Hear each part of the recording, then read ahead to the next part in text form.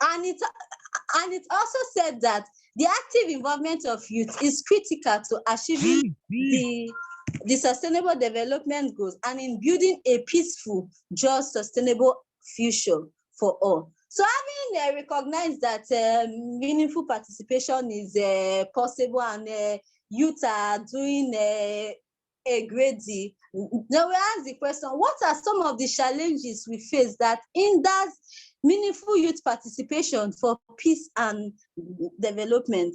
The first is the lack of financial support. All over the world, and especially in developing countries like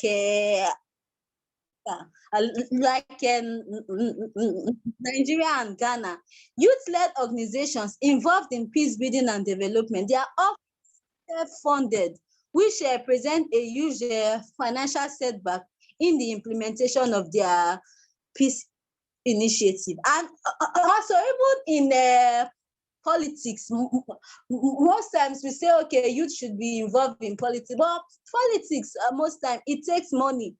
And youth don't really have this money to, okay, you want to buy a form to contest for election. Where do they have this money to buy this form that they need?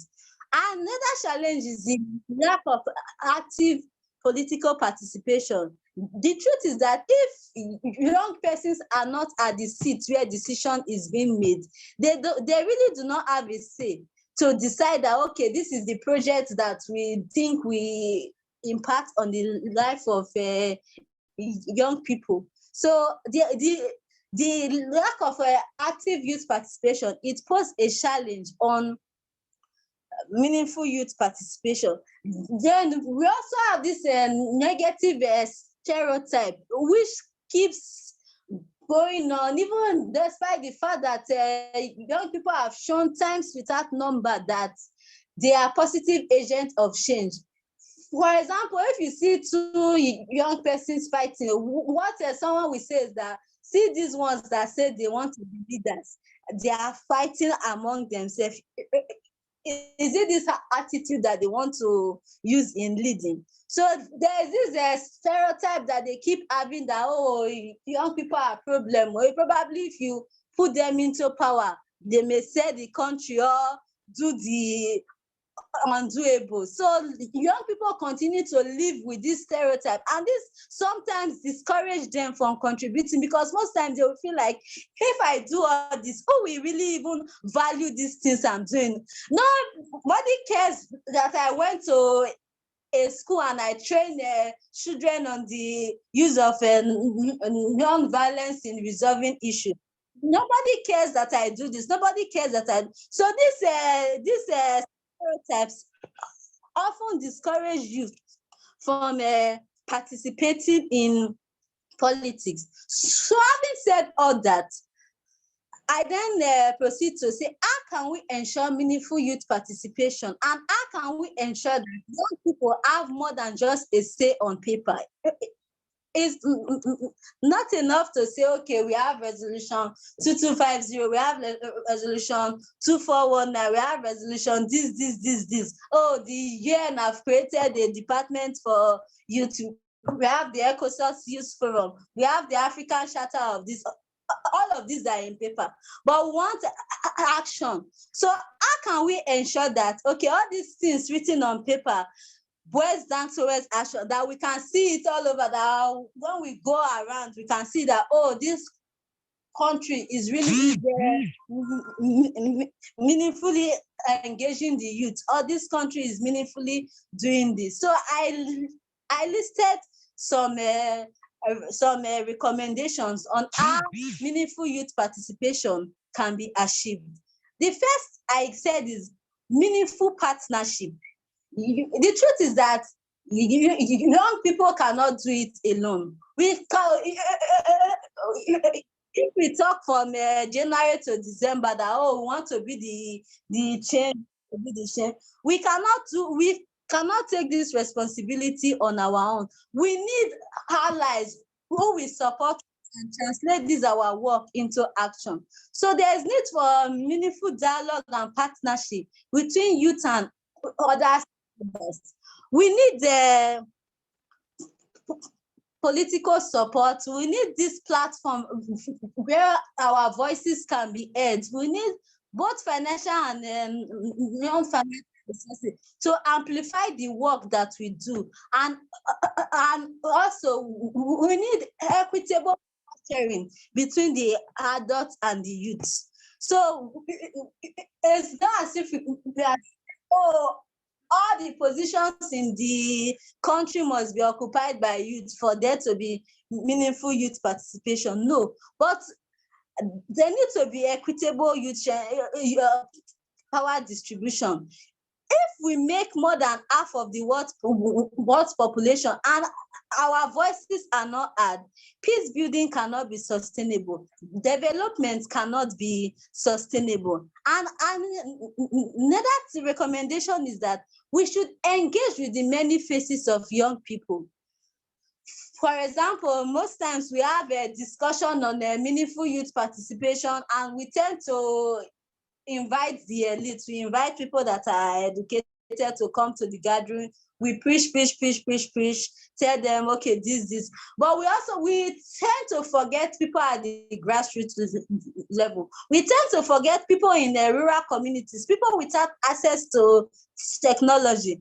But these are the people that are most vulnerable to conflict, because it will be difficult for somebody to come and meet me or to come and meet you to take up arms, because I'm educated. When they break, I have money to feed myself. But people, the bearers on the street without money, if somebody give them in Nigeria currency 1,000 now to go and kill somebody, because they have no other option, it is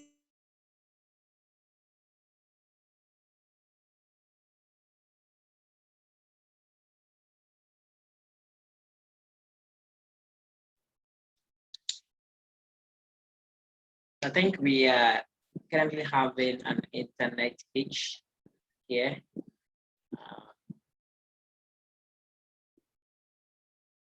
Hello. Okay, so whilst we wait a little bit to see if we can have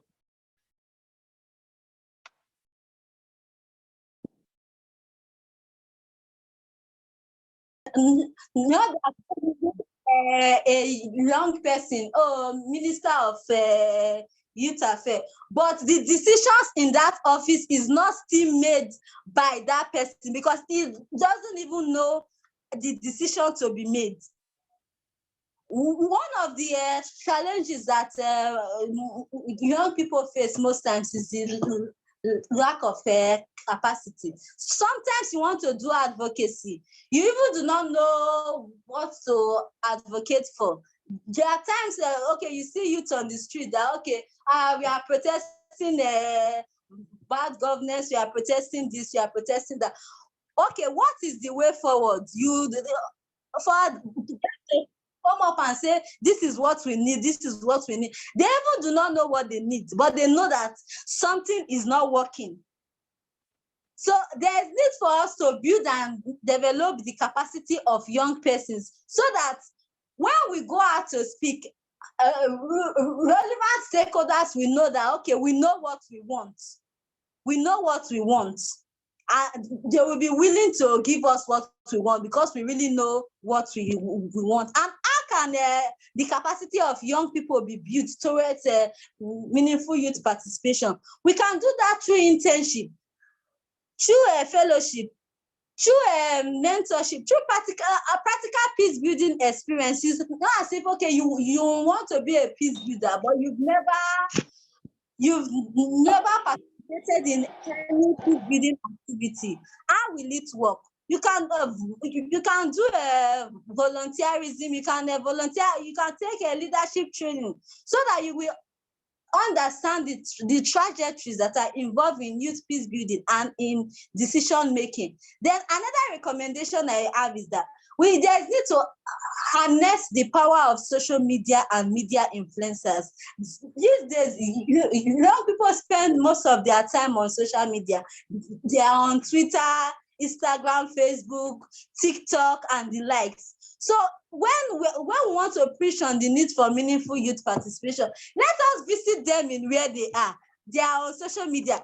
Let us go and meet them on social media. How can we do that? We can create content that youth like, but still ensuring that within that content, the message that we want them to hear, they are within this content. So we have social media influencers, people that create short skits on issues. We can get them to create content relating to the importance of meaningful youth participation, the ways in which youth can contribute meaningfully. So these are some of the ways we can harness the power of social media, create this awareness in the mind of young people that there's a need for meaningful youth participation. This is how you can participate within the sector where you work. This is what you can do. That is what you can do. Then another thing is that we should address the root causes that affect youth vulnerability. Most times people say, oh, youth are perpetrators of violence, youth are terrorists, youth are this. If you check out the terrorist group in the world, 80% of them are made up of young persons. But how many times have we sit down to ask ourselves that what draws young people into joining this group? What draws them? Most times is unemployment, poverty. Most times is because they even don't have this capacity. They want a place where their voices will be heard. If the society is not giving them this space for their voices to be heard, and this a terrorist organization is giving them this platform where they can hear their voices, and most times, what will they have to do? They will have to join. And if they feel excluded from the socio-political and economic space, where there is a structural inequalities, we find that youth become more vulnerable to fall into the traps of these groupings. So for us to talk about meaningful youth participation, we also have to look at issues relating to youth empowerment, youth development. We need to empower our young people. We need to create sustainable sources of livelihood for young people. And we also talk of volunteering and the rest. Most times, internship and volunteering is free of charge. They don't pay you to work as an intern or as a volunteer, except you are working in big NGOs or some other organizations that have this money. But if young persons, you have to think about feeding yourself, it will be difficult for you to contribute meaningfully, because when you've not seen food to eat, what time do you have to build your capacity in a institute that will not pay you to learn? All you have to do is to think of, first of all, how can I feed myself? It is only when you are satisfied. Like they said, peace cannot be built on an empty stomach. If you are not satisfied financially, there is no way you can contribute meaningfully to youth empowerment. So there is need to create more opportunities for young people, both economically and politically. Create space for young people to engage in governance. Create space for young people to engage during peace negotiation, during decision-making process. Let them be there so that they can learn this system. Then another thing is for you to create a welcoming and an enabling environment for young people. If there is a space where young people can come together to discuss, and they know that if they fail, if they do something wrong, nobody will laugh at them and say, oh, see all these ones that say they want power. See them now, they've entered, but what did they do? They did not do anything.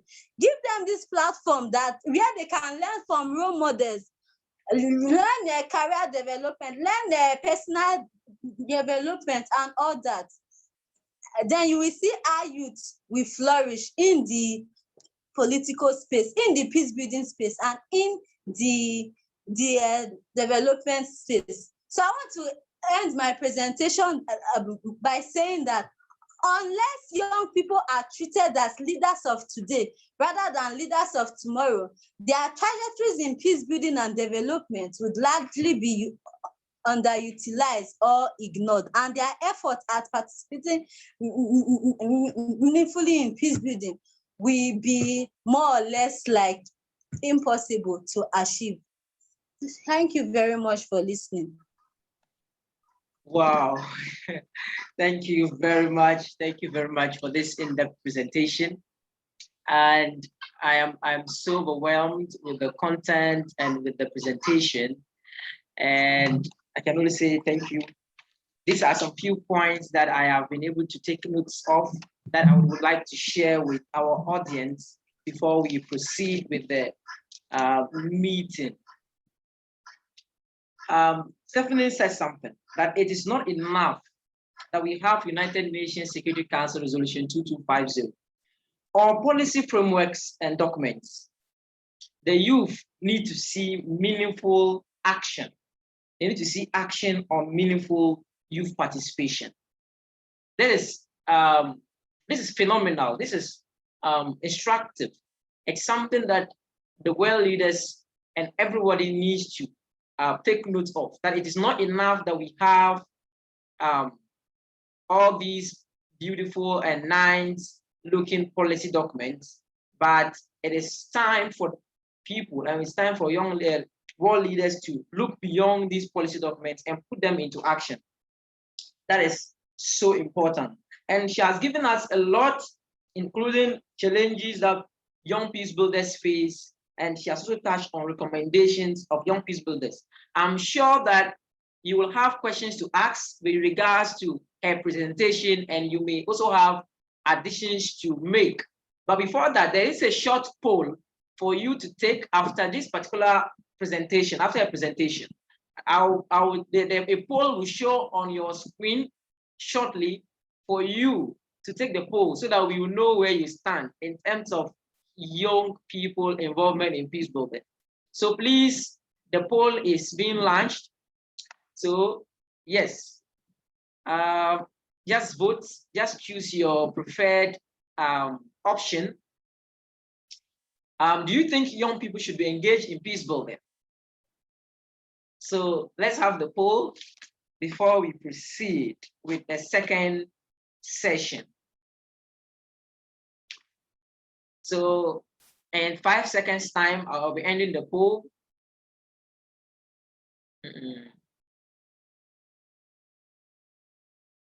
Okay, so let me end the poll now. I'm sure we have all tried to vote. Okay, so we have, all right, I hope you can see the polls now. And we have overwhelming 8 people saying that yes, indeed, young people should be engaged in peace building. And that is great. So let us now proceed to look at our second session. And our second session touches on an area that we believe so much. And this is because that Stephanie again said something, that peace cannot be built on empty stomach. Peace cannot be built on empty stomach. What that means is that there's a need for us to have decent jobs. There's a need for us to have that security in order to be able to build peace. So we feel that there is a direct correlation and there's a direct link to youth engagement in peace building and also youth empowerment. That is why we've invited Mr. Paul Boateng, who is an IT enthusiast, to take us through 21st century skills every youth must acquire in today's world. And that is the topic that Mr. Paul Boateng will take us through. 21st century skills that every youth must acquire. Mr. Paul Boateng, if you are with us, you have the floor now. Thank you so much for joining, and thank you for agreeing to be part of us. Thank you. Okay, thank you, Isa, for the opportunity. Thank you for giving me the platform to share this with such a wonderful people. My name is Paul, and I've been given a topic to speak on the 21st century skills every youth must acquire in today's world. I would like to share my screen so that we can take it from there.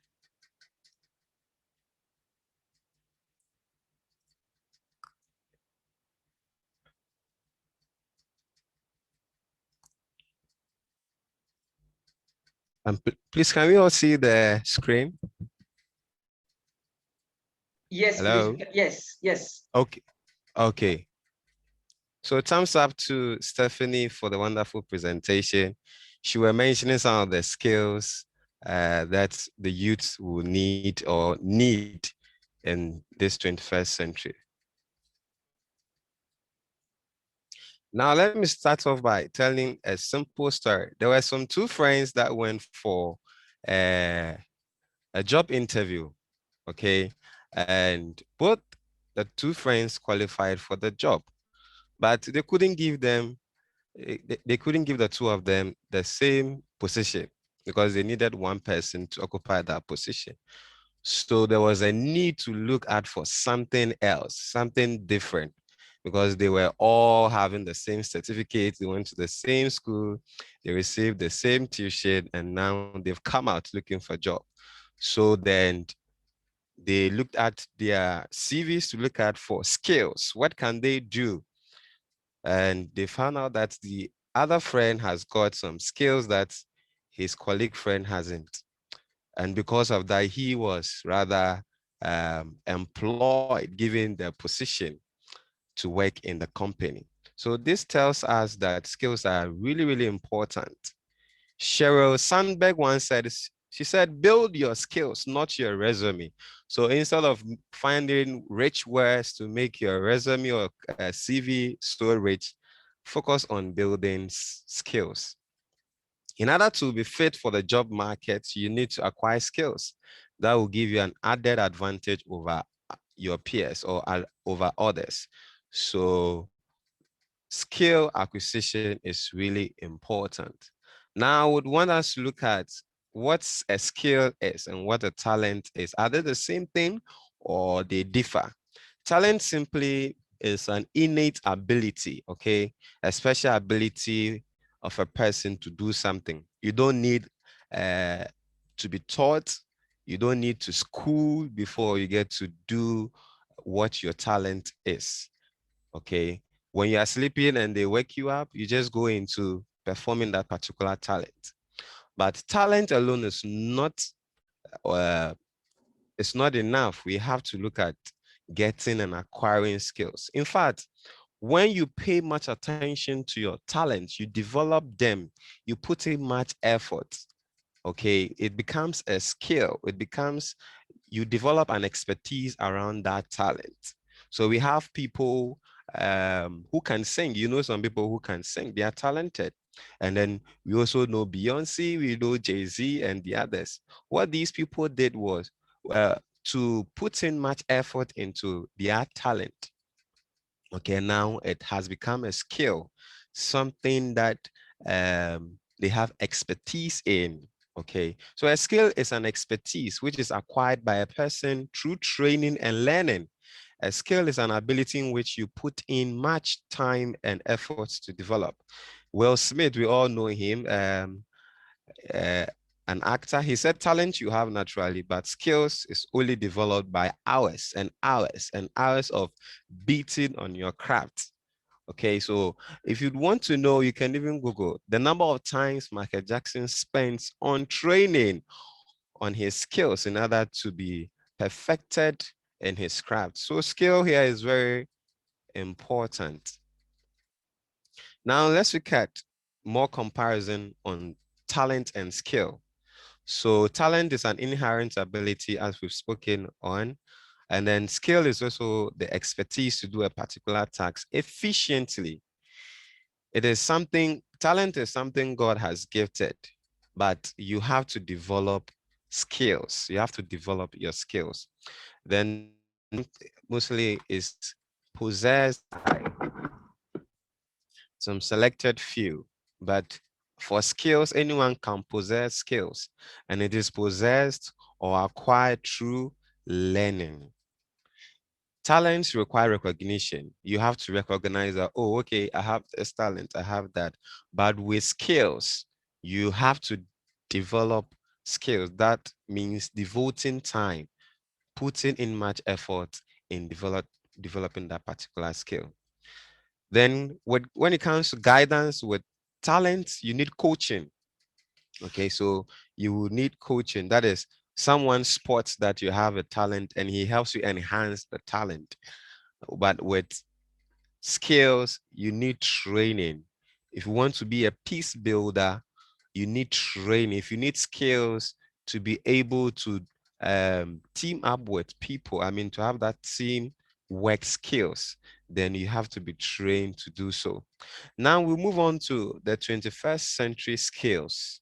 We have about 12 of them. Every young person must acquire in today's world. So we have number one is critical thinking. Critical thinking is finding solutions to problems. You know, nowadays we have robots even taking up the work of human beings. But one thing that robots currently cannot do is to critically think, find solutions to problems. Okay, so critically thinking skills involves suggesting innovative solution ideas to solve complex problems using reasoning and logic and evaluate arguments. Then we also have creativity. Creativity skills is simply thinking outside the box. And my presentation will focus on creativity after we've looked at the 12 skills in general. Then we have collaboration, being able to work with others.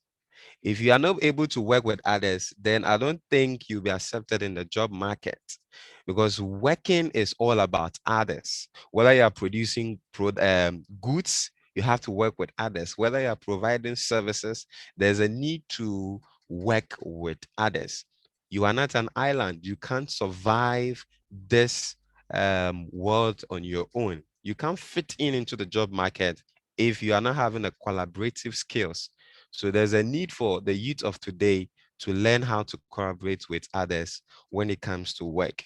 Then number four is communication, talking to others. Because of communication, someone has lost his job because he didn't know how to talk to people. You must know how to talk to people.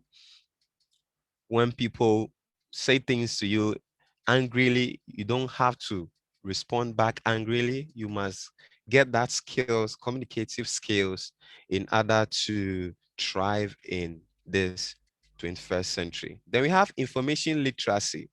Information literacy is the ability to find. Can you find information? When you are asked to find information, oh, let's research on this, let's research on that. In your workplace, your boss has given you as an assignment to look out for information. How do we reach people? How do we unite people who are at loggerheads as a young peace builder? Will you be able to find information? And it's not only about finding the information, you have to evaluate the information. You have to organize the information, use and then communicate information. So you see that communicative skills is also playing a role under information literacy skills. So you have to be information literate. An information literate person or a person having information literacy skills is one who is able to find, evaluate, organize, use, and communicate information. Then the sixth skills needed by the youth is media literacy.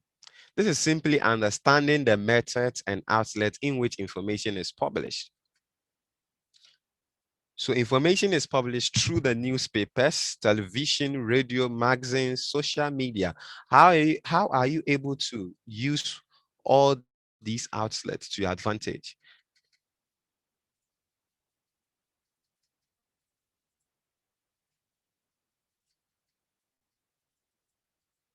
Then we look at technology literacy. Having the technological skills is the ability to use, manage, understand, and assess technology. So technology, we all know it's about computer, it's about machines, it's about the new inventions we have. Are you able to work with computers? Gone were the days we had typewriters.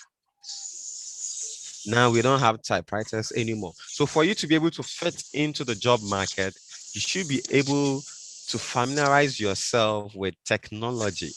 Are you able to use social media to your advantage? Are you able to even organize a common, let's say, Zoom meeting? Your company wanted to organize a Zoom meeting or a workshop or what have you. Will you be able to do that? So it is important and crucial that as young people, we familiarize ourselves with technological skills. Then the next skill is flexibility. This is the capacity to adjust to short-term change quickly and calmly so that you can deal with unexpected problems or tasks efficiently. You may be in the workplace, you have a plan you are working with. What happens if there's a change in plan? Will you be able to quickly readjust yourself to a new plan? So that is about flexibility skills. Then we have leadership skills. When Stephanie was talking, she was presenting, she mentioned about leadership. So the youth of today, we need leadership skills in order to thrive in the job market. So a leader is simply someone who is able to motivate a team to accomplish a goal. Are you able to motivate a team? Are you able to lead people to accomplish a goal? Then number 10 is initiative skills. Initiative skills is starting projects, strategies, and plans on one's own. Having the initiative skills is not someone pushing you to do something, but you yourself being able to start out a project, start out a business, start out an initiative to help people, an NGO, anything that you set up to do. That is initiative skill. Then we have the productivity skills. That is maintaining efficiency in an age of distractions. You have to be efficient in whatever you do. Then we also have social skills. That is meeting and networking with others for mutual benefit. Someone will say, I'm a shy type. I am the, how do we call it? The introvert person. But when it comes to the job market doesn't know anything about you being introvert or extrovert. You should be able to meet people. You should be able to network people for a mutual benefit. You can't say you want to be on your own at the workplace. No, you should be able to network with people. You should be, if you are the sales department, you should be able to talk, to market, to convince people. So that is what the 21st century employers are looking for. Someone who has got social skills. Now, I said I'll be looking at creativity and initiative skills. So because of time, I can't really go into all the 12, how do you call it, 21st century skills, but I am zeroing or majoring on creativity and initiative skills. So creativity is simply the ability to develop new ideas and to discover new ways of looking at problems and opportunities. Creativity works with innovation or the initiative skills. Initiative is simply applying creative solutions to those problems and opportunities to enhance or to enrich people's lives. So you have an idea, putting them into practice, putting them into actions is what we call the creativity and initiative skills. Theodore Levitt says that creativity is thinking new things and innovation is doing new things. So it is crucial for us to bring up new things and do new things as young adults. You know, you are employed, you go to a company, it's just a boring old stuff that they do. Be that change agent. Be an agent of creativity. Bring out new ideas and innovation into wherever you go. That is when, that is how people would love to have you around. Then creativity can also be thinking and doing new things or old things in new ways. So simply put, creativity can also be in the form of repackaging old things. Okay, so you can have old things, but you are adding value to the old thing. There's nothing new under the sun, of course. Everything that is coming up are ideas that pre-existed. So someone brings up an idea and other people think, wow, I can better it. I can better it. I can. So we had MySpace, we have Moko Space and the others. And then Mark Zuckerberg brought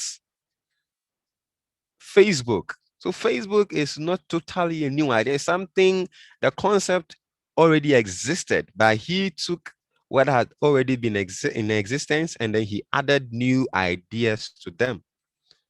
So creativity can also be repackaging new ideas. So we want to look at how to stay creative or how to enhance your creative abilities and initiative skills. First of all, you have to allow yourself to be creative. Give yourself the permission to be creative. Believe that you are creative. And secondly, give your mind fresh input every day. So to be creative, your mind needs stimulation. You have to do something each and every day. Listen to a new song, take a walk, pick a magazine you never read before, write that an article that you wish you've written. That will enhance your creative abilities. Then number two, you have to recognize the creative power of mistakes. The more mistakes you commit, the more you are at becoming creative. So innovation sometimes are the result of serendipity. Serendipity simply means you are doing something else, you made a mistake, and out of your mistake, you got something different from your mistake, something that you were not looking for. So the microwave we have today wasn't the original intention of the one who brought about the microwave. He was doing a different experiment and it led him to the microwave we have today. So you have to recognize the power of mistakes. The more mistakes you do, the more closer you get to bringing out a big time creative idea. Then you also have to keep a diary handy to note down your thoughts and ideas. For you to enhance your creative skills, you always have to put down your thoughts and ideas down. John C. Maxwell, a leadership guru, he credits his success in writing to recording his thoughts and ideas down. You are not a computer that you can keep everything in mind. So for you to enhance your creative skills, which is one of the 21st century skills you must acquire, is to put down your thoughts and ideas down. Then you also have to embrace pressure and crisis. Because of COVID-19, Ghana has been able to produce, or most African countries were able to produce things for themselves: sanitizer, nose masks, and even some African countries came out with a cure for COVID-19. So pressure and crisis will push you to bring out your creative ability. So don't run away from pressure and crisis. Whatever job you are looking at getting, or wherever you want to be employed at, you'll be given pressure. There will be a lot of crisis, and don't run away from them. As you succumb to pressure, it brings out the best in you. Before the grapefruit is put into a juice, it has to be crushed. It has to be pressured to bring out the juice in them. Before you get the juice out of orange, it has to be pressed. It has to be pressured, okay, before the juice will come out. So don't run away from pressure. Don't run away from crisis. Crisis. It will enhance your creativity. It will push out and bring out the creative ability in you. Then we want to look at why we should constantly be mastering new skills. So you have to master new skills. You have to get the leadership skills we talked about. You have to get all the 12 21st century skills. Why do you have to get all this? Because disciplines, professions are changing, technologies are changing. So for the person who was using typewriter to type documents for people, if that person does not learn how to use computer into how to use computer to type documents and all that, the person will be unemployed. So those times, the people that did not pay attention to learning computer or how to use a computer or their technology skills, as at then, they were unemployed. They lose their jobs. So you have to master new skills. You have to learn these 21st century skills because time changes. And in this modern day, in this 21st century we are in, these are the skills that employers are looking for. You being able to team up with others to work, you having leadership skills, you being information literate. Okay, so and number two, acquiring new skills and knowledge on an ongoing basis also boosts your brain power. So to put your mind to work, to your brain to work, there's a need to be learning things every now and then. Then sharpening your skills also increases your chances of success. The more skillful you are, the more successful you are in that particular craft or area or field you find yourself in. So you can be a graphic designer, you can be a journalist. You have to sharpen your skills. You have to master new skills. You know, earlier our journalists would call people, we'll go to people, interview them, we'll have panelists, discussion and all that. But COVID-19 has revealed a lot of things to us that indeed we need technology skills. So now you can sit at home and you are being interviewed at any media station. You get the point. So the more you sharpen your skills, the more you learn new skills, the more you acquire the 21st century skills we are talking about, the more you increase your chances of success. Remember the story I started with?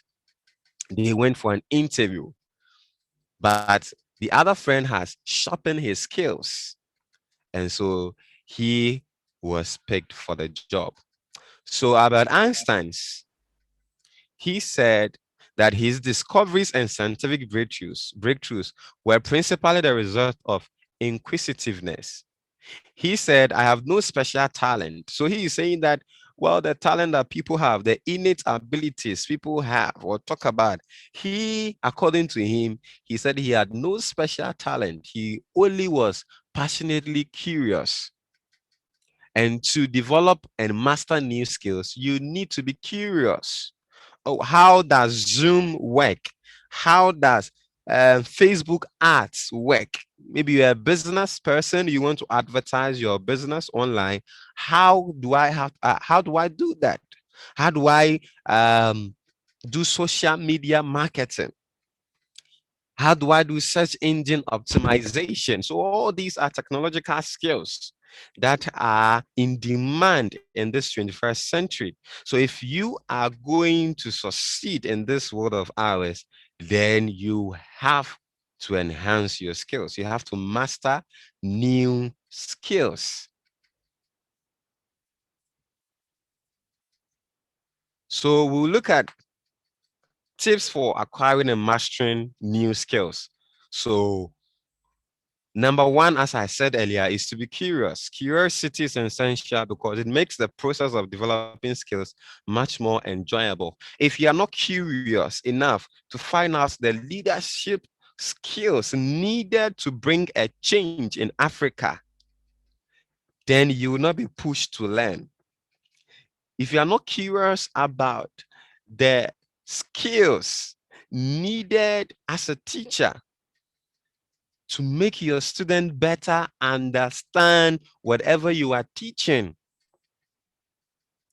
then you can't learn those skills. So the number one thing you have to consider in acquiring skills, these skills, is to be curious enough. As a young peace builder, how do I bring peace between two people at loggerheads? That will lead you to search for information. And that one will also call for the information skills, being able to find, evaluate, use, and to communicate information. Then number two, you have to create a schedule with fixed steady times. Okay, so I'm curious about technology. I want to learn the new technologies that are coming up. Now, Google is releasing Android 12. So I want to know much about Android 12. Okay, so that will push you to come up with a fixed steady times. Someone may be learning, as part of the technological skills, learning how to create a blog, learning how to use spreadsheets, learning how to, do basic computer operations. My boss told me that as a new graduate or as a student, there are three things you need to be ahead of your peers. He said you need a passport in case your employer wants you to travel or go anywhere, your passport. Okay, and secondly, he said you must learn how to drive. So driving skills will fall under technological skills because it's in sync with learning how machines work. Then the last thing he told me, he said, Paul, if you want to be ahead of your peers, you have to, you don't, hello? He said, you have to take up technological skills. You have to know how to use technology. So you are employed and you've been asked to make a presentation. It's not that now that you are going to hire somebody to create a presentation for you, to type a document for you, to use Excel for accounting and all that. You have to be abreast with all these. So you create a schedule with fixed steady times. Okay, so I want to learn how to coach people. So coaching, life coaching skills. I want to learn how to coach people. You put on you put down a schedule. Okay, so every Tuesday evening I will learn this skill. Every Monday evening I will sharpen these skills and all that. Then third thing is to take things step by step. You don't need to rush in mastering new skills. Some skills would take a lot of your time. You can learn everything within a short possible time, and you will need time to practice and practice before you can master the particular skill. And you also have to learn from other people's experience. The key to humankind's success has been its ability to build and improve on other people's inventions and experiences. When we're talking about creativity and initiative skills, I made mention that creativity and initiative skills is not only about bringing out new ideas, new things, but also finding what other people have done and improving on them. So if somebody brought about Uber, another person said, this Uber lacks this and that. Let me add this to it so that we'll have a complete app. He also did it. Another person also said, no, we don't have all it takes, to cater for the needs of travelers. So let me add this to it. So what you are doing is that you are learning from other people's experience. When Jumia started, it's popped out in the country. That's when other shopping, online shopping platforms also came up. So Jumia came, it opened the eyes of many. People built on the experience of Jumia. They added value to what Jumia is already doing, and they had new, they brought new things for us to experience. So that is what the people, those people do is that they learn from other people's experience. When I was building a blog, co-founding a blog with a friend, we looked at what people are already doing, and we just added value to what people are already doing. And that is about learning from other people's experience. Then you have to find a mentor. Perhaps there's someone who could mentor you towards mastery of a specific field, skill. So you have to find someone who can mentor you in the area or the field you want to master. So is it technological skills? Then you need someone who can mentor you. Is it collaborative skills? Then you need someone who can mentor you. Is it critical thinking? Then you need someone who can mentor you. Okay, so we need mentors, people who train us, people who give us their experience for us to learn from. Then how can you acquire, how will one acquire the methods? I'm talking about the methods of acquiring skills. So you can take online classes. We have Udemy, we have Coursera,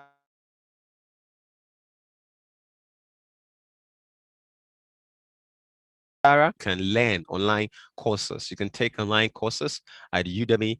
You pay for it, you learn, and then you get a certificate. So all the 12 skills that we've talked about, you will be able to learn those skills from online courses. Then we also have workshops.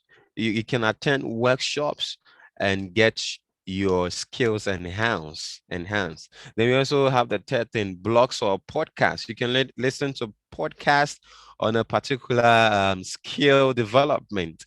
You want to be good at leadership. So we have leadership podcasts. We have blogs. We even have books, a lot of books talking about these 12 21st century skills, how to win with friends and influence people. So that is what collaborative skills, that's it, social skills, how to network with people. So you can get books, you can get blog posts online, you can get podcasts that would teach you how to master or how to acquire these skills. Then the fourth thing I want to talk about is YouTube videos. So you can get videos that will teach you a lot on these skills. You can get videos that can teach you a lot more on these skills. So I would like to bring my presentation to an end here. And if there's any questions, I'd love to take them.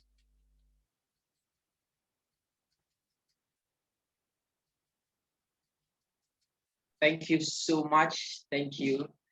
And I'm sure that we have all enjoyed the presentation, and we hope that we would have both sessions continue and continue.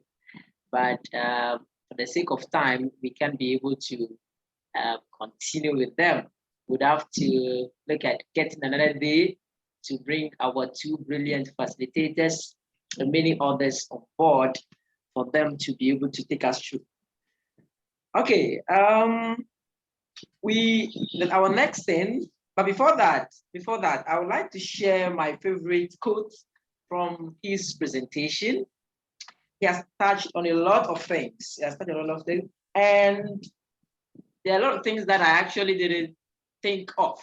I didn't pay much attention to, and the presentation has highlighted the need for these skills. And we can share some of these things in the chat box, and I'll be happy to read them out. But in the meantime, we will be having questions and answers. And we're supposed to have a brief remarks from Alhaji Irbard Ibrahim. but unfortunately he's currently not with us. I'm not sure he's with us right now. So we will take questions and answers on both sessions. The one on advancing peace building, understanding the need for meaningful youth participation and sustainable peace, and for sustainable peace and development, and then that of the 21st century skills. So if you have any question, you can put inside the chat box or you raise your hand. To find raise your hand, just click on your reactions and you find raise hand. You raise your hand and I would invite you to ask your question. But due to time, we have to keep it very short and very brief and straight to the point for our facilitators to take us through the answers. So if you have any question, you are free to raise your hand or put the question into the chat box and it will be read to our facilitators and for the attention of all. Thank you very much. And I'm so grateful.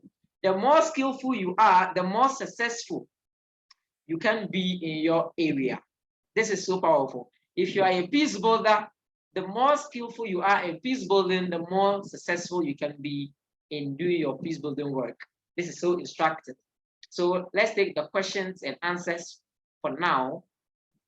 Is there any question that you want to ask? Just raise your hand and we'll come to you for the question. Yes, so.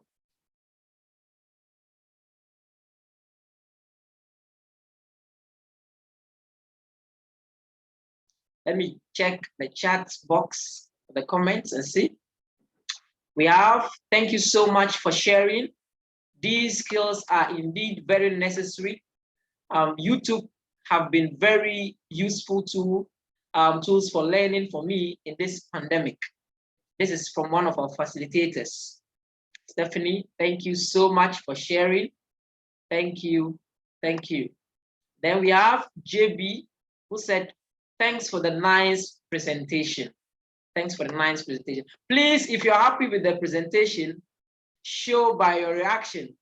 Just send an emoji to the chat box. If you also have a question, you can please raise your hand or put the question in your chat box and our facilitators would be happy to respond. Okay, we have Abraham. He has sent us his emoji. Okay, what is your emoji? How are you feeling right now? How are you feeling right now, Priska? Okay. Yes. Tell us how you are feeling right now after the 2 sessions. Excellent presentation. That's David. Awesome. Awesome. That's Mensa Doreen. Doreen, welcome. And that is great. Good. Lovely presentations by the facilitators. I have learned a lot. That is great to hear. That is great to hear. This is important because in our peace building work and in trying to encourage a lot of young people to involve in peace building, we need to have a platform like this where we can meet and share on how we want the work to be done.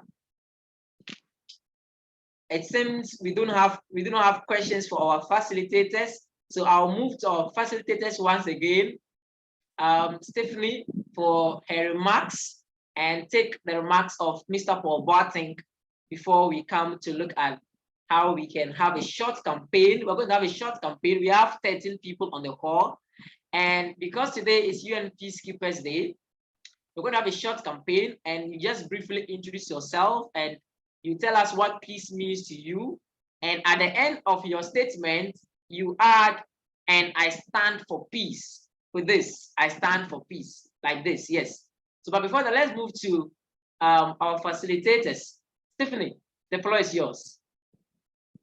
Okay, yes. Thank you very much for this opportunity. It was great sharing my insight on the need for meaningful youth participation for sustainable peace and development. Because like we all know, the fact that youth constitute more than half of the world's population means that their insight, their collective action is very, very necessary for the field for promoting peace. So on this day of the United Nations peacekeeping, I stand with the rest of the world to say that for me, Peace means the creation of a society where the principles of justice, fairness, and equity prevail.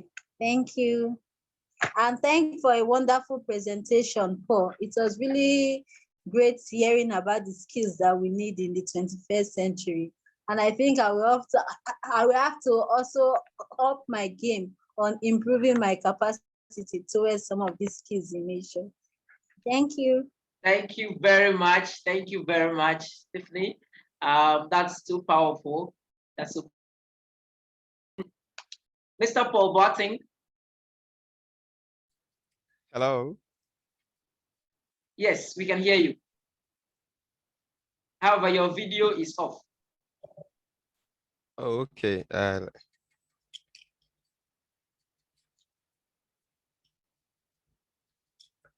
Okay, so what I want to also say is I'm believing that with a little we've learned, Stephanie talking about peace and the skills are also added, we'll be able to combine the two in order to advance peace wherever we find ourselves.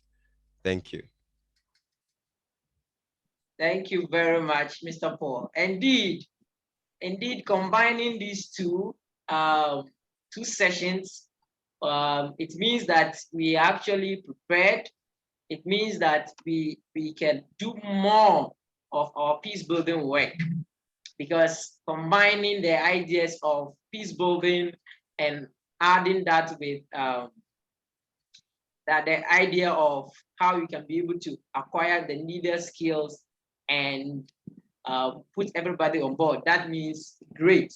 So before we proceed, I want us to have a short campaign. So if you are comfortable, this is for only people who are comfortable. If you are comfortable, we would want to have it. Just raise your hand and you'll be spotlighted. You will just tell us your name, where you are joining us from, and your message of peace to the world. Who is going to start? Yes. All right. Blessing.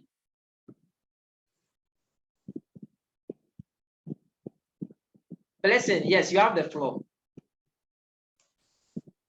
Can you put on your video? Blessing.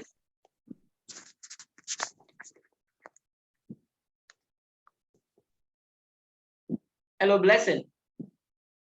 Hello. Yes, is it possible to turn on your video? Oh, I'm so sorry. I can't turn on the video right now. No problem. No problem. Please proceed. Yes. Good evening, everyone. My name is Blessing. I'm a research assistant at Building Blocks for Peace Foundation, where Ms. Stephanie Effevottu is from. So we're from Nigeria. I must say it has been an insightful moment and I've learned a lot from this webinar. So I want to say a very big thank you to the house.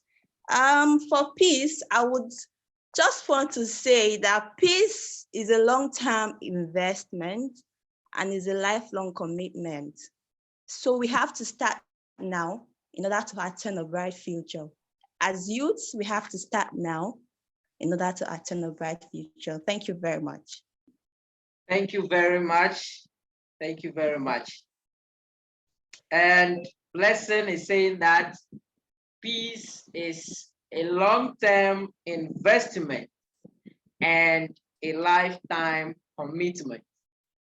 Yes, indeed, peace is not an event where you just organize one-time event and say, okay, we have peace. It involves an everyday activity. It's an endeavor that we take every day. Thank you for sharing, Blessing.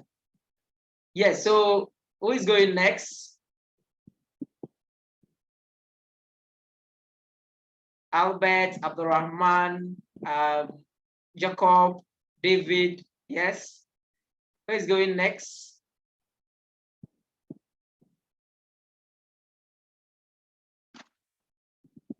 Your introduction and your message of peace. Today is UN Peacekeepers Day.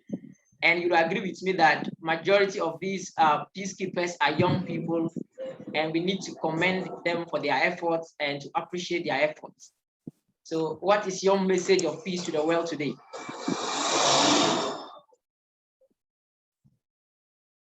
All right, so David, you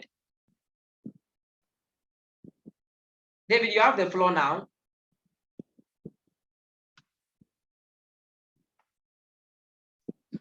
Hello. Yes, hi, David, we can hear you. Okay.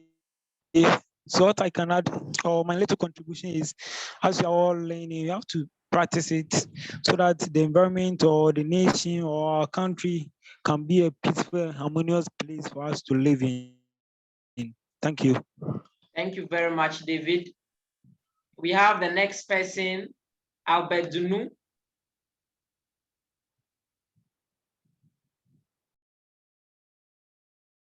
Albert Dunu, yes, you have the floor.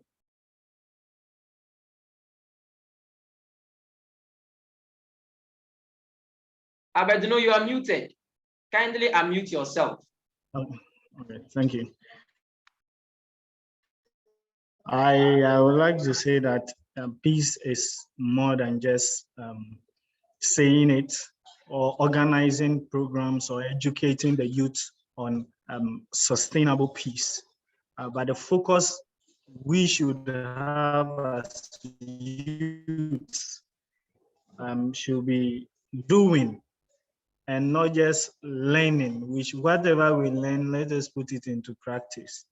So as we live here, it starts as little from our homes, and from there, we can take it out to the world. Thank you. Thank you very much. Thank you very much. And Mr. David is saying, Paul Albert is saying, peace is not just saying it. Our focus as you should be putting our learnings into practice. Thank you very much for sharing. We have Deborah. Deborah, you have the floor. Hello.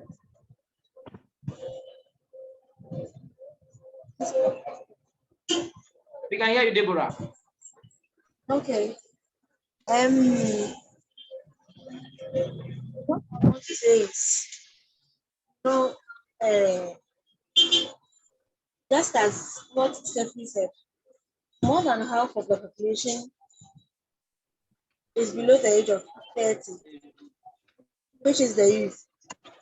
And so this is all we have. The world is all we have. We have nowhere else to go. But I would like to divert a bit, just in the form of an advice.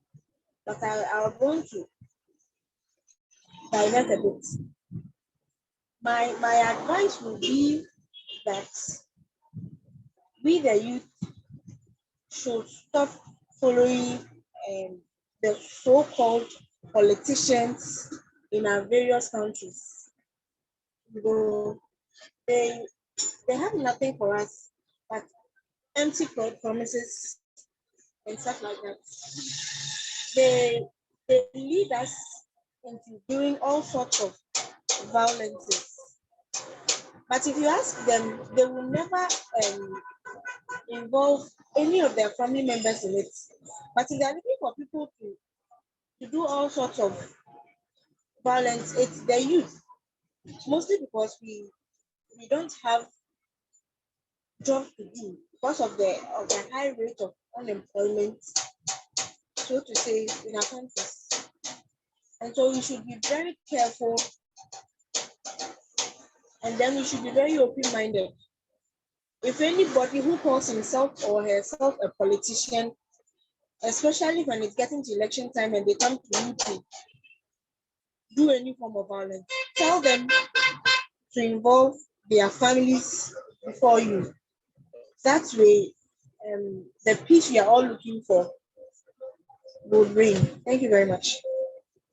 Thank you very much. Thank you very much for sharing your thoughts as well. This is very critical, especially with the point of political vigilantism in this country that we are currently faced with. So thank you very much for sharing your thoughts on that. I think we have with us our guests who were scheduled to also speak to us before we move to the questions and answer session. Mr. Alhaji Irbard Ibrahim, and people in Ghana would have heard or have seen the work of Mr. Alhaji Irbard Ibrahim.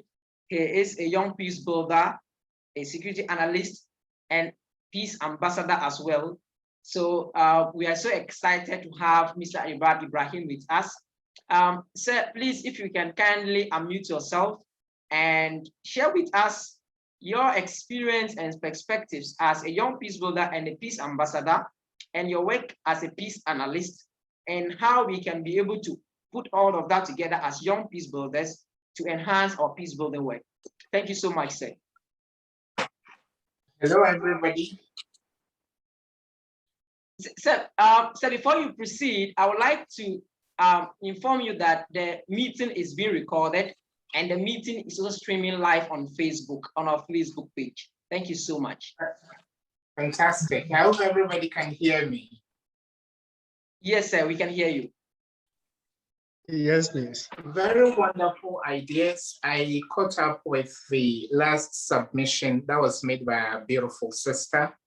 Of course, I'm excited to be part of a group of young people like me who are enthused and excited about the need for peaceful coexistence.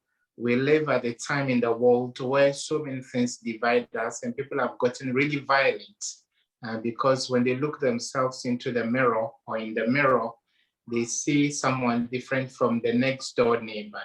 So in very developed countries like in the United States of America, you have the Black Lives Matter movement. You've seen the killing of George Floyd, whose 1-year anniversary was celebrated only a few days ago. And many other deaths people have suffered because of their racial difference. Deaths people have suffered because of their difference in faith. In Sri Lanka, Christians were targeted because of their faith. In New Zealand, Muslims were targeted because of their faith. And in many other parts of the world, in China, the Uyghurs are being killed because they are Muslims. In Rohingya, we saw Buddhist people turn against Muslims. And this is pretty much a very important time to talk about the need for people to all coexist in a very peaceful way, despite our differences. And when you zero that down to Africa, many of the conflicts we have, and currently I think Africa is doing as badly as we were in the 90s. I know of a few peacekeeping missions that are ongoing in South Sudan. Even Ghana has got a contingent there. In DR Congo, there's a brewing conflict. In Mali, in fact, there was a coup only a few days ago in Mali. So everywhere you turn, there seems to be confusion. Everywhere you turn, there seems to be lack of harmony. Minority groups that feel persecuted because of their faith and other things like their races and the way they want to conduct themselves. And in countries where people want to adopt a certain governance system, world powers say that this is what we want for you. It's an all fits, one fit all. It's a one fit all system. Accept it. We are shoving it down your throat. If we don't accept it, our soldiers are coming to dislodge your government.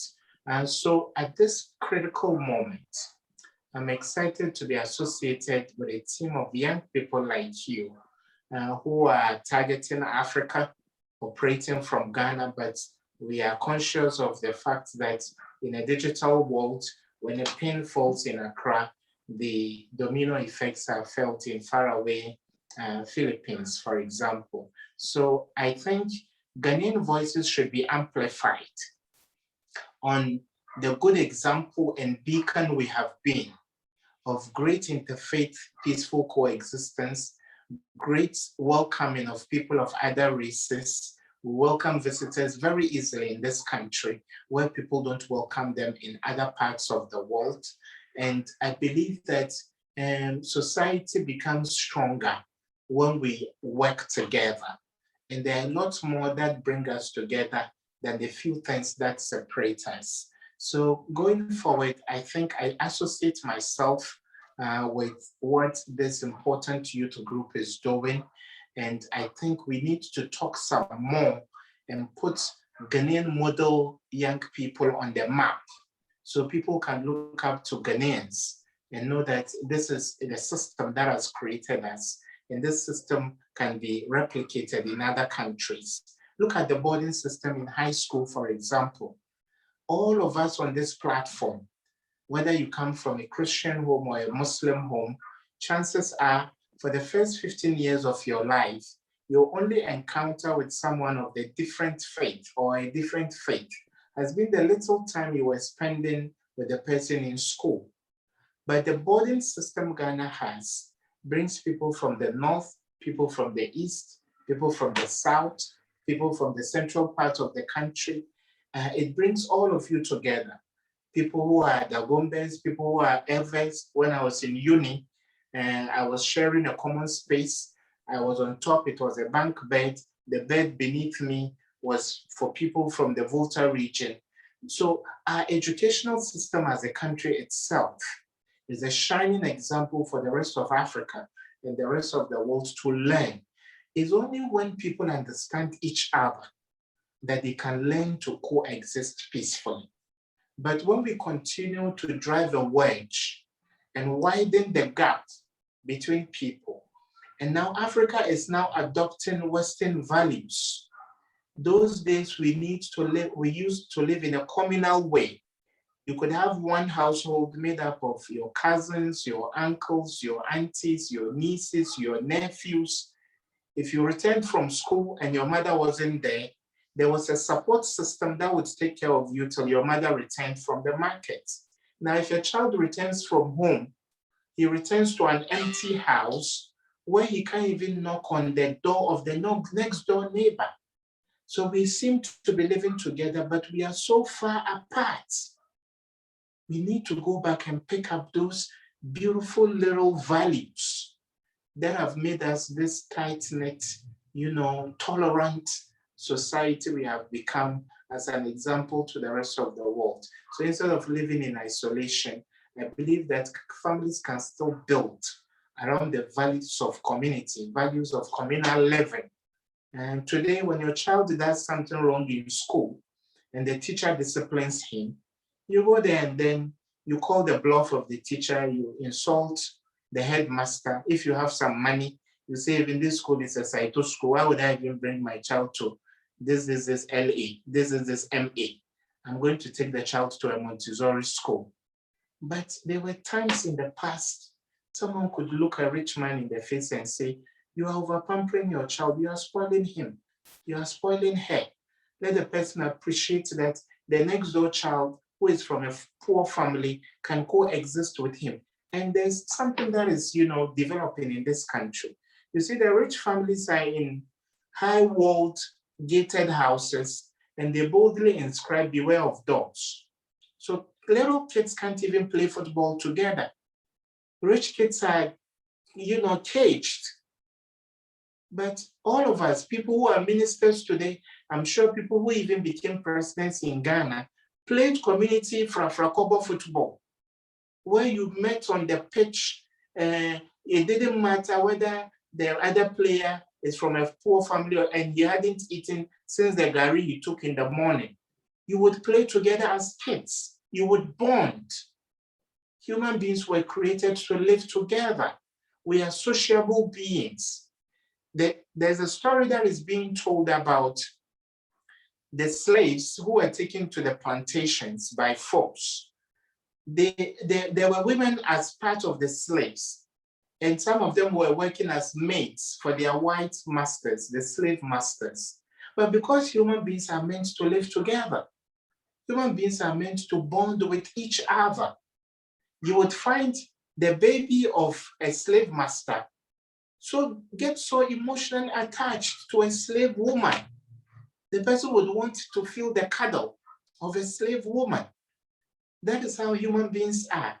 Racial barriers, faith barriers, nationalities, and all those should not, cause any friction between us. And in closing, I would want to commend you for starting something like this. And we would love to be associated with your line of programs, what you do, and how you want to broaden the scope and depth of the engagement you do, so that you can awaken the world to this golden rule that when we live together, we are stronger. When we appreciate each other's difference and we live together as one people, we can better society. We can better serve society than we are serving currently. And wars and conflicts don't lead anywhere. We fought the First World War because we decided not to talk to each other, no diplomacy, no negotiations. Eventually, what solved the war? People had to sit and talk. The world went to the Second World War. Eventually, people had to sit and talk. In Afghanistan, the US has even made an attempt to speak with the Taliban. In Nigeria, in Iraq, in Ukraine, in other areas, in Azerbaijan, all of these places, Armenia and Azerbaijan, going to a war briefly, the Israeli-Palestinian issue, only 2 weeks ago. At some point, people would have to sit across the same table and say, sir, even though you look different, or ma'am, even though you look different, or your views about the world are different, I think I can accommodate those views. And that is the point we need to take the youth of the world, and especially the youth of this country and the youth of Africa, to appreciate this, because we are the leaders of the future. We are the future of Africa. We are the future of the world.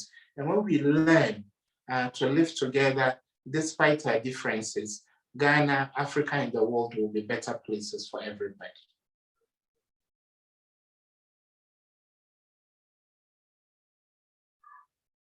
Thank you very much, Alhaji Ibrahim, for finding time to join us.